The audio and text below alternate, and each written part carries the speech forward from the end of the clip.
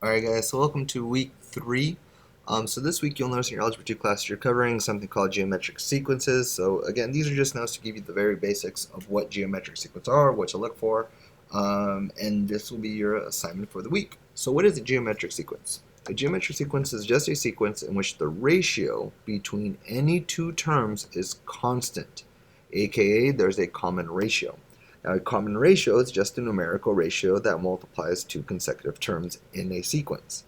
So just a reminder, a sequence is just a list of numbers in a particular order.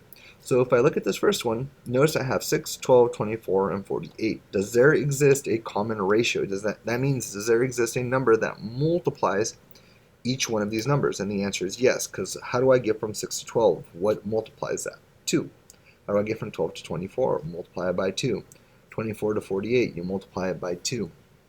So the common ratio is 2. That means I have a geometric sequence because it's constant, right? I'm multiplying by the common ratio, which is 2. So let's go and answer these questions. Determine whether the sequence is geometric. And we said yes, because there exists a common ratio. If yes, identify the common ratio. Whenever you're identifying the common ratio, you always want to denote it with a variable r. So r equals my multiplier, which is 2. Now I have to give the next two terms. So it is my job to figure out what 48 times 2 is. Now I can do that in my head because I know that that is a 96. Now 96 times 2, I'm going to have a little bit of trouble, so I'm going to take out my calculator to help me out. So here I am. I am going to calculate 96 times 2.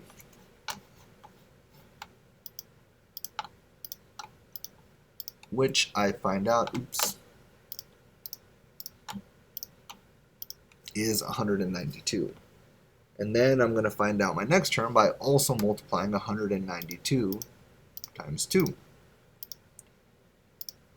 which equals 384. So that is what they're asking you guys to do in order to identify whether you have a geometric sequence and how to find the next terms. Now keep in mind that that is what I call level 1. It's kind of easy to see that you're multiplying by 2.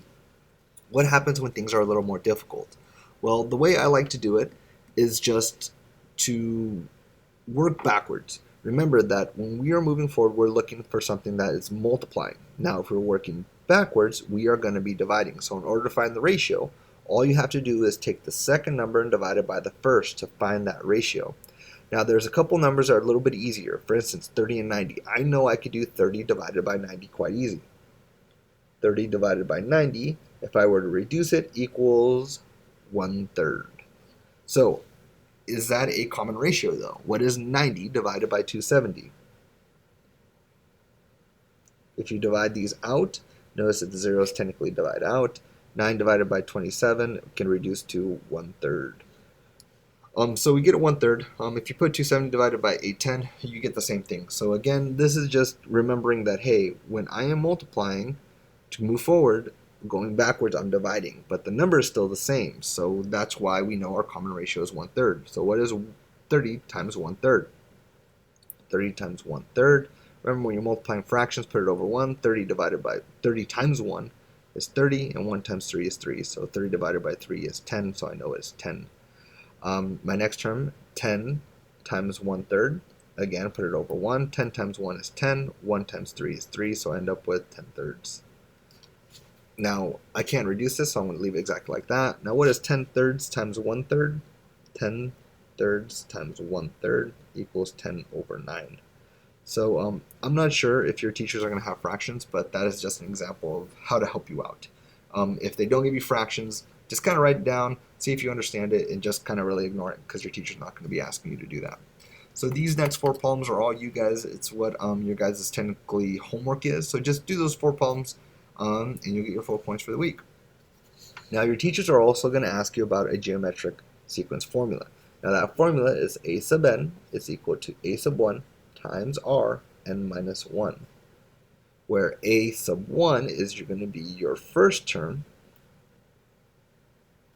and your r is your common ratio. So why might we need this formula? So when they give us examples like this, write a rule for each sequence and then find a sub 6. So I'm looking for the 6th term, the 6th one in line. Now I can use my formula. A sub n Remember, n is the number, the term you're looking for, which I'm looking for 6. So a sub 6, I'm looking for the sixth one in line. It's going to be equal to my first term, a sub 1. In this situation, it's 1, times my common ratio. And what am I multiplying each time here? I'm multiplying by 5. N minus 1, and your n is still 6.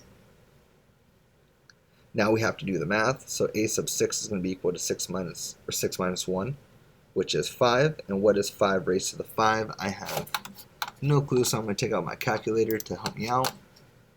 5 caret, so if you have a calculator, make sure you're looking for that little caret, raised to the 5, and it equals 3,125. Now 1 times anything is itself, so I know it's just going to be 3,125. So what is a sub 6? 3,125. So that is really all I want you guys to do today. I'm going to leave this problem for you guys to do as well, but that's pretty much it. Keep in mind that I did cross out 7 and 8. Don't worry about 7 and 8. And that's pretty much it. Let me know if you have any questions, and that's it.